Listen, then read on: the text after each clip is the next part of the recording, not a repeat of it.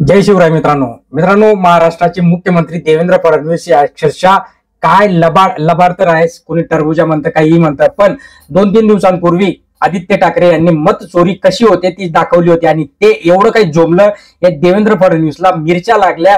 अक्षरशः सगळ्या संपूर्ण जगाचं टरबूज खाल्लेला हा माणूस आता मिरच्या लागल्या असं ज्यावेळेस प्रसार माध्यमांमध्ये यायला लागलं त्यावेळेस म्हटलं चला याच्यावर आपण एक व्हिडिओ बनवणं गरजेचं आहे आणि तुमच्यापर्यंत पोहोचणं गरजेचं आहे. कारण की मोदींपेक्षा सरस असलेला माणूस, मोदींपेक्षा जास्त बुद्धी असलेला माणूस, मोदींपेक्षा जास्त हुशार आणि लायकी असलेला माणूस म्हणजे आदित्य ठाकरे. संपूर्ण अभ्यास विचारवंत, जसं राहुल गांधी केंद्रात तसं आदित्य ठाकरे महाराष्ट्रात जरी म्हटलं तरी काही वावगं ठरणार नाही. आणि त्याच धर्तीवर ज्या पद्धतीने देवेंद्र फडणवीसने स्टेटमेंट केलं होतं, आता देवेंद्र फडणवीसचं काय आहे, मोदी मोदी हरिनाम हरिनाम, मोदी मोदी मोदी, अमित शहाजी अमित शहाजी.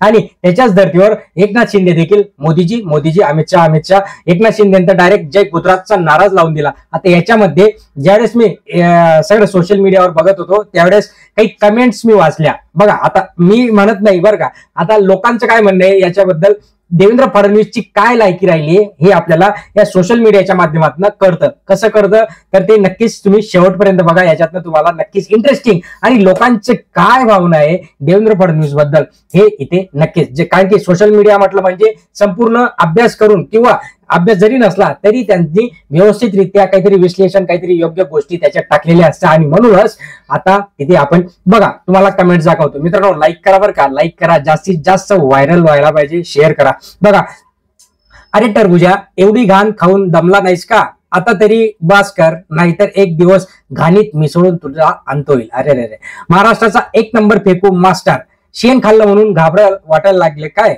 जय महाराष्ट्र, जय महाराष्ट्र. तुला का झोमले हे पण जनतेला सांगा ना. म्हणजे बरोबर आहे, तुला काय वाटलं, कशामुळे झोमलं ते जनतेला सांगा. पप्पू विनावता तो तर मोदीपेक्षा सरस आहे. बघा, तुम्ही उगीच इज्जत काढून घेऊ नका.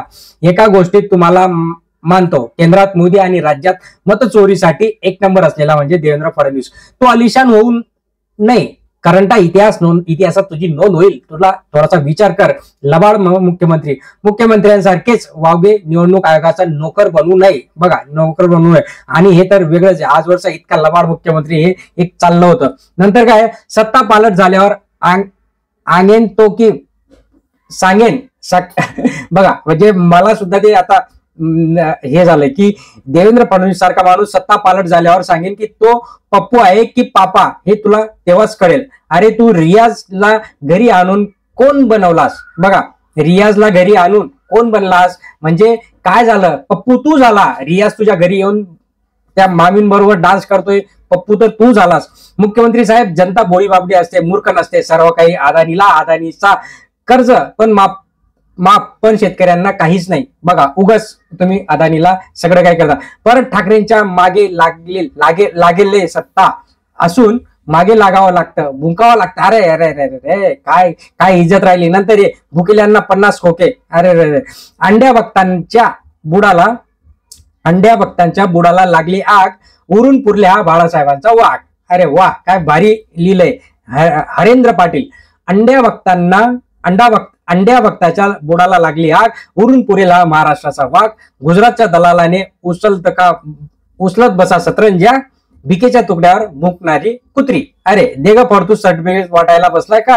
जनतेच्या शेतमजूर शेतकरी कर्ज हा गंभीर विषय झाला आहे महाराष्ट्रामध्ये आणि तरी देखील अजून शेतमजुरींची होत नाही. मत चोर टरबूजचं नाही तिथे, टरबूजा ज्याच्या गाडीला लागली आग, जुना मूड व्याधीचा कोंब बाहेर आला तर निशाने पर लगा. म्हणजे अतिशय एवढं खतरनाक आहे इथे.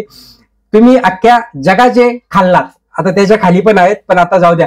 तर अशा पद्धतीने तुमची काय लायकी आहे, तुम्ही समाज माध्यमांमध्ये काय बोलताय, तुमचं अस्तित्व काय आहे, तुम्ही काय करताय समाज माध्यमांमध्ये सगळं करतं. आज लोक मूर्ख नाहीयेत. आणि जे तुम्ही अक्षरशः खोटं रेटत आला ना, तिकडे तो नरेंद्र मोदी गंगा साफ म्हणून सांगतोय, छठ पूजा करा, गंगा साफ झाली. अरे तिथे जाऊन एक स्विमिंग पूल बनवला तुम्ही, एक फ्रेश वॉटर त्याच्यात टाकला आणि तिथे जाऊन तुम्ही स्विमिंग पूल बनवून त्याचे तुम्ही व्हिडिओ शूट केला. तर नरेंद्र मोदीला तर काय फक्त व्हिडिओ शूट, राजाबाबू येतो राजाबाबू. आणि तुम्ही दुसरीकडे म्हणता छठ पूजा. आता तिकडे राहुल गांधींनी सांगितलं की यांनी स्विमिंग पूल बनवला खोटा आणि तिथे दाखवलं मीडिया समोर, मीडिया पण त्यांचीच. आता लगेच राहुल गांधीने सनातन का अपमान किया. अरे कसला अपमान, घंट्याचा अपमान, तुम्हाला कळत नाही का? मीडिया तुमची, आणि वरतून खोटं बोलतात, खोट्यावर खोटा मुख्यमंत्री, लबाड मुख्यमंत्री. मित्रांनो, तुम्हाला काय वाटतं नक्कीच कमेंट बॉक्समध्ये तुमच्या देखील कमेंट्स व्हायरल होऊ द्या. जास्तीत जास्त शेअर करा, लाईक करायला विसरू नका. धन्यवाद.